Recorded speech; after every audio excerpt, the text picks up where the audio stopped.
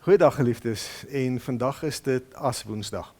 Die dag wat die kerk wêreldwyd vier, of nie eintlik vier nie, herdenk, as die dag waarop die 40 dae van lyding van Christus begin het. Dis maar 'n gebruik wat uit die vroegste Christelike kerk uitkom, en ons hou daarvan om vandag nog daarby te hou. Het is nie 'n Bybelse opdrag dat ons dit doen nie, maar dit is 'n herinnering vir ons om die kosbaarheid van wat Christus vir ons gedoen het, wat God vir ons gedoen het, en wat hierdie tyd is, by ons in te skerp. So, ek wil vir elkeen van julle sê, mag dit vir julle geseënde Aswoensdag wees. En as jy in die tyd wat voorlê, miskien vas tot en met Paasondag, baie sterkte daarmee, en mag jou vas vir jou suiwer daaroor gaan, dat jy fokus op Christus. Nie omdat jy iets van God wil hê nie, maar omdat jy vir hom wil dankie sê, vir wat hy vir jou gedoen het. Op hierdie Aswoensdag. Matteus 27 vers 3 tot 9. Toe Judas die verraaier sien dat Jesus tot die dood veroordeel is, het hy spyt gekry. Hy het die 30 silwermuntstukke teruggebring na die priesterhoofde en die familiehoofde toe en vir hulle gesê, ek het gesondig, ek het 'n onskuldige man verraai. Maar hulle antwoord, wat het ons daarmee te doen? Dis jou saak. Judas het toe die geld in die tempel ingegooi, weggeloop en homself gaan ophang.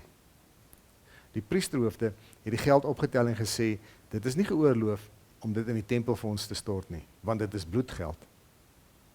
Hulle besluit toe om daarmee die grond van die pottebakker te koop as 'n begraafplaas vir vreemdelinge. Daardie stuk grond word tot vandag toe in die nog bloedgrond genoem. Toe is die woord vervul wat deur die Here deur die profeet Jesaja gekom het. En hulle het 30 silwerstukke geneem, dit vir 'n prys van die Israeliete ooreengekom het om vir hom te betaal, en hulle het dit uitbetaal vir die grond van die pottebakker. So het die Here dit aan my opgedra. Ek dink daar's nie 'n onreg in hierdie wêreld, soos wanneer iets wat regtig kosbaar is, onderwaardeer word nie. Daar was so 'n TV-program so rukkie terug, waar almal nou al hulle waardevolle goedjies dan nou gebring het na hierdie pandjieswinkel toe. En dan het hulle nou daar gekyk, wat is dit eintlik en wat is dit werd. En elke keer het dit my so opgeval dat hoe die kopers van die items daar by die pandjieswinkel so geweldige lae prys vir baie hoë waarde items betaal het. Daar was altyd van hulle kant af 'n onderwaardering. En ek het net besef, maar iemand trek altyd hier aan die kortste eind. Iemand word onregverdig bevoordeel. En iemand ly verskriklike skade. Want dit wat hulle bring, het tog baie meer waarde as wat hulle op die uiteinde daai uitkry. Nou as ons so lees oor Judas se verraad, dan kom 30 silwermuntstukke by ons op. En ek dink daar was nog nooit in die geskiedenis so 'n onderskatting van waarde nie. Jesus Christus, die Seun van God, se waarde in geldterme 30 silwerstukke. Is dit nie skreiend nie? Dis regtig vir my iets wat ten hemele skreeu.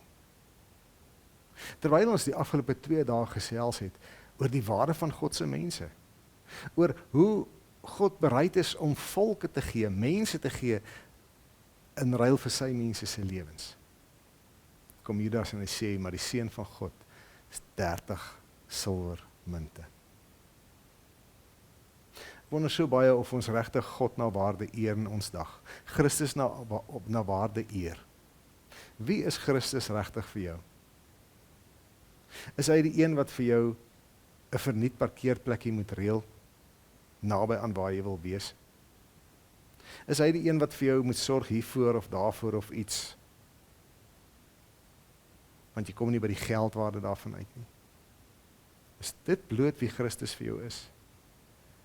Dan is ons ook maar besig om 30 silwermuntstukkies rond te dra.